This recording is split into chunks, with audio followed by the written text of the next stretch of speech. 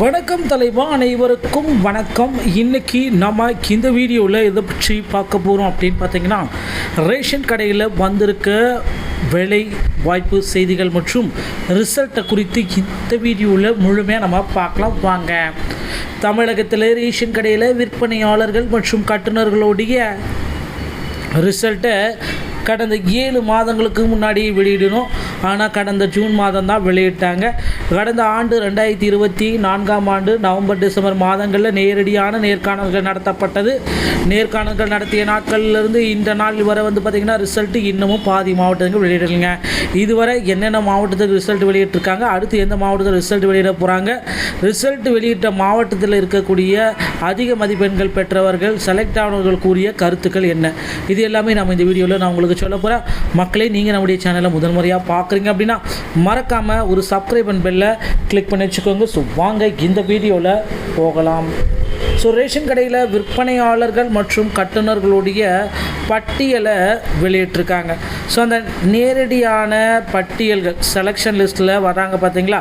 So அந்த selection லிஸ்ட்டில் இருக்கிறவங்க பட்டியலை கிட்டத்தட்ட 28 மாவட்டத்தினருக்கு வெளியிட்டிருக்காங்க. அந்த 28 மாவட்டம் என்னன்றதை நான் பின்னாடி சொல்கிறேன். இந்த 28 மாவட்டத்தில் ஒரு சில மாவட்டங்களுக்கு பேக்கேஜோட லிஸ்ட்டு இன்னும் பெண்டிங்கில் இருக்குது. சேல்ஸ்மேனோடைய லிஸ்ட்டு மட்டும்தான் வெளியிட்டிருக்காங்க. ஸோ இவங்களுக்கெல்லாம் ஏன் வெளியிடலை அப்படின்ட்டு அவங்க ஒரு பக்கம் கேள்விகள் மேலே தினசரி கேட்டுகிட்டே இருக்காங்க. ஸோ இப்போ ஒரு கட்டத்துக்கு மேலே பார்த்திங்கன்னா அந்த ரேஷன் ஷாப்புடைய ரிசல்ட்டை வெளியிட்டே ஆகணும் அப்படின்றதுனால 28 மாவட்டத்துடைய ரிசல்ட்டை வெளியிட்டாங்க.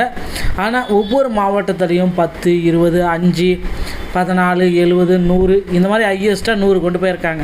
ஸோ இப்போ முக்கியமான மாவட்டங்கள் அப்படின்னு நம்ம பார்க்குறப்ப சென்னை, கோவை, மதுரை இந்த 3 மாவட்டங்களுடைய ரிசல்ட் இன்னும் இது சம்மந்தப்பட்ட அது ஒரு 10 மாவட்டத்துடைய ரிசல்ட் இன்னும் பெண்டிங்லேயே இருக்குது. ஏன் அப்படின்னு பார்க்குறப்ப இந்த மாவட்டத்தில் அதிக அளவு ரேஷன் கடையில் காலி பணியிடங்களே நிலவுது அப்படின்றாங்க. ஸோ காலி பணியிடங்கள் அதிக அளவு நிலவுனா என்ன ஆகும் அப்படின்றது ஒரு கேள்விக்குறியாக இருக்குது. ஸோ அதிக அளவு காலி பணியிடங்கள் நிலவுனா உடனடியாக பணி நியமனத்தை போட்டே ஆகணுன்ற சுச்சுவேஷனுக்கு ரேஷன் கடையுடைய அதிகாரிகள் தள்ளப்படுறாங்க. ஸோ அதிகாரிகளும் பார்த்திங்கன்னா எங்களுக்கு ஒன்றும் பிரச்சனை, எங்களுடைய மேலதிகாரிகள் ரிசல்ட்டை வெளியிடுங்க அப்படின்னா அந்த மாவட்டத்துக்கு நாங்கள் ரிசல்ட்டை பப்ளிஷ் பண்ணிடுவோம் அப்படின்றாங்க. ஸோ அதிகாரிகள் தரப்பில் கேட்ட வரதுக்கு ஆடியோ அப்டேட்டில் பொறுத்த வரைக்கும் இதுதான் தகவல் வந்திருக்கு. ஆனால் ரிசல்ட் எவ்வளோ சீக்கிரம் முடியுமோ அவ்வளோ சீக்கிரம் நாங்கள் பப்ளிஷ் பண்ணிவிடுவோம். அவங்க அதிகாரிகள் தரப்புலேருந்து இந்த அப்டேட்டையும் நமக்கு கொடுத்துட்டாங்க. ஸோ அதிகாரிகளும் எல்லாமே கரெக்டாக இருக்குது, அவங்க சைடும் எல்லாமே கிளியராக போயிட்டுருக்கு. ஆனால் ரேஷன் ஷாப்புடைய ரிசல்ட்டு இன்னும் 10 மாவட்டத்துக்கு வெளியாகலை. இது என்ன நடக்கும், எங்கே போய் முடியும் அப்படின்னு மக்களுக்கே தெரியல.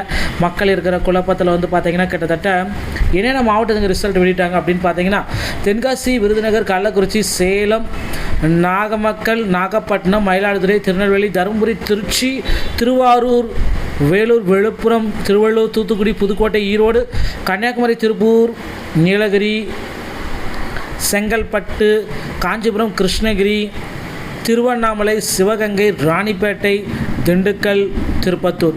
ஸோ இந்த மாதிரி ஒரு 28 மாவட்டத்துடைய ரிசல்ட்டையும் பப்ளிஷ் பண்ணியிருக்காங்க. மீதி இருக்கிற ஒரு 10 மாவட்டத்துக்கு ரிசல்ட்டை அப்படியே விட்டுருக்காங்க. அதுலேயும் அந்த சென்னை, கோவை, மதுரை முக்கியமான மாவட்டங்கள் அப்படின்னு எதிர்பார்க்குற அந்த மாவட்டத்துடைய ரிசல்ட்டு அப்படியே பெண்டிங்கில் இருக்குது. ஒருவேளை இந்த மாவட்டத்தினருக்கு ஒரு 1000 வேக்கன்சிஸ், ஒவ்வொரு மாவட்டத்திற்குமே ஒரு 1000 பேர் எடுக்கலாம் அப்படின்ற அளவுக்கு யோசனைகள் போயிட்டுருக்கு. ஸோ அதிகாரிகள், ரேஷன் கடையுடைய அதிகாரிகளும் பார்த்திங்கன்னா முக்கிய முடிவுகளை எடுத்துகிட்டு வராங்க. பொறுத்து நம்ம பார்க்கலாங்க. ஸோ ரேஷன் ஷாப்பில் பார்த்திங்கன்னா பதவி உயர்வு இன்னும் வழங்கப்படலை. ஸோ நிறைய பேர்த்துக்கு பார்த்திங்கன்னா பழைய ஊழியர்கள் இருக்கிறவர்களுக்கு இந்த ரேஷன் கடையில் பதவி உயர்வை இன்னும் வழங்காமல் இருக்காங்க. இதுவே ஒரு மிகப்பெரிய குற்றமாக காட்டப்படுது. அந்த பதவி உயர்வை வழங்கிட்டு அந்த இடத்துல புதிய ஊழியர்களை நியமிக்கணும் அப்படின்ட்டு அந்த ஊழியர்களும் ஒரு பக்கம் கோரிக்கை வச்சுருக்காங்க. இவர்களுடைய கோரிக்கைகள் எல்லாமே நிச்சயமாக பார்த்திங்கன்னா அரசு ஏற்கும். கூட்டுறவுத்துறை அமைச்சர் பெரிய கருப்பன் அவர்கள் மிக விரைவில் இதற்கு உண்டான ஒரு சுமூகமான முடிவை கொண்டு வருவார் அப்படின்றத நிச்சயமாக எதிர்பார்க்கலாங்க. ஸோ மக்களே, ரேஷன் கடையுடைய ரிசல்ட் பார்த்திங்கன்னா இன்னும் அதிகபட்சம் ஓரிரு தினங்களில் அதிகாரப்பூர்வ அறிவிப்பாக நமக்கு வெளியாகிடும் அப்படின்றத எதிர்பார்க்கலாம். அந்த மீதி இருக்கிற 10 மாவட்டத்துடைய ரிசல்ட்டையும் நாம் எதிர்பார்க்கலாம். ஸோ ரேஷன் கடை சொந்தமான செய்திகள் அனைத்தையும் நீங்கள் உடனுக்குடன் பெறணும் அப்படின்னு நீங்கள் நினச்சிங்கன்னா நீங்கள் நம்முடைய சேனலில் இணைந்திருங்கள். மீண்டும் ஒரு நல்ல தகவலோடு நான் உங்களை சந்திக்கிறேன். நன்றி, வணக்கம், தேங்க்யூ.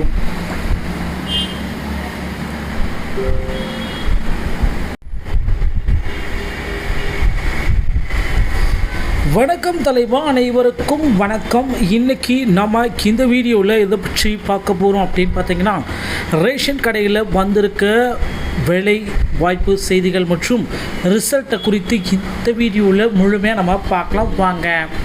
தமிழகத்தில் ரேஷன் கடையில் விற்பனையாளர்கள் மற்றும் கட்டுநர்களுடைய ரிசல்ட்டை கடந்த 7 மாதங்களுக்கு முன்னாடி வெளியிடணும். ஆனால் கடந்த ஜூன் மாதம் தான் வெளியிட்டாங்க. கடந்த ஆண்டு 2024ஆம் ஆண்டு நவம்பர் டிசம்பர் மாதங்களில் நேரடியான நேர்காணல்கள் நடத்தப்பட்டது. நேர்காணல்கள் நடத்திய நாட்களிலிருந்து இந்த நாள் வரை பார்த்திங்கன்னா ரிசல்ட்டு இன்னமும் பாதி மாவட்டத்துக்கு வெளியிடலைங்க. இதுவரை என்னென்ன மாவட்டத்துக்கு ரிசல்ட் வெளியிட்டிருக்காங்க, அடுத்து எந்த மாவட்டத்தில் ரிசல்ட் வெளியிட போகிறாங்க, ரிசல்ட் வெளியிட்ட மாவட்டத்தில் இருக்கக்கூடிய அதிக மதிப்பெண்கள் பெற்றவர்கள், செலக்ட் ஆனவர்கள் கூறிய கருத்துக்கள் என்ன, இது எல்லாமே நம்ம இந்த வீடியோவில் நான் உங்களுக்கு சொல்ல போகிறேன்.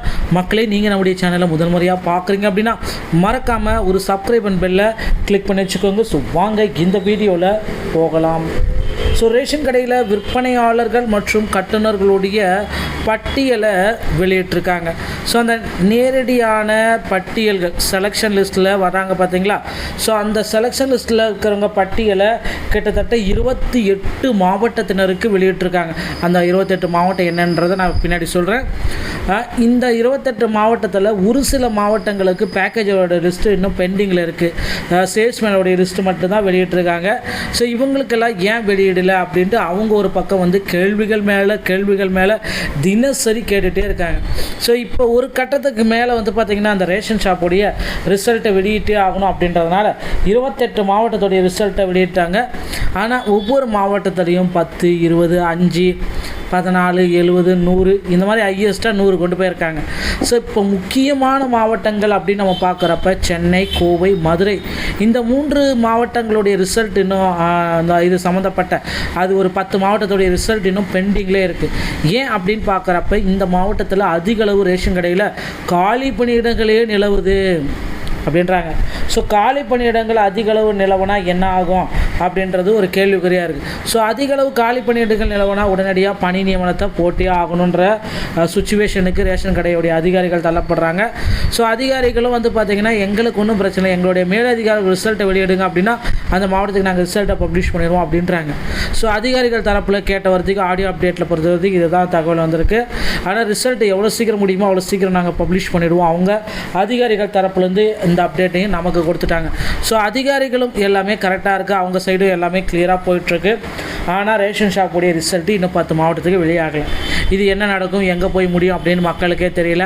மக்கள் இருக்கிற குழப்பத்தில் பார்த்திங்கன்னா கிட்டத்தட்ட என்னென்ன மாவட்டத்துக்கு ரிசல்ட் வெளியிட்டாங்க அப்படின்னு பார்த்தீங்கன்னா தென்காசி, விருதுநகர், கள்ளக்குறிச்சி, சேலம், நாகமக்கல், நாகப்பட்டினம், மயிலாடுதுறை, திருநெல்வேலி, தருமபுரி, திருச்சி, திருவாரூர், வேலூர், விழுப்புரம், திருவள்ளூர், தூத்துக்குடி, புதுக்கோட்டை, ஈரோடு, கன்னியாகுமரி, திருப்பூர், நீலகிரி, செங்கல்பட்டு, காஞ்சிபுரம், கிருஷ்ணகிரி, திருவண்ணாமலை, சிவகங்கை, ராணிப்பேட்டை, திண்டுக்கல், திருப்பத்தூர்.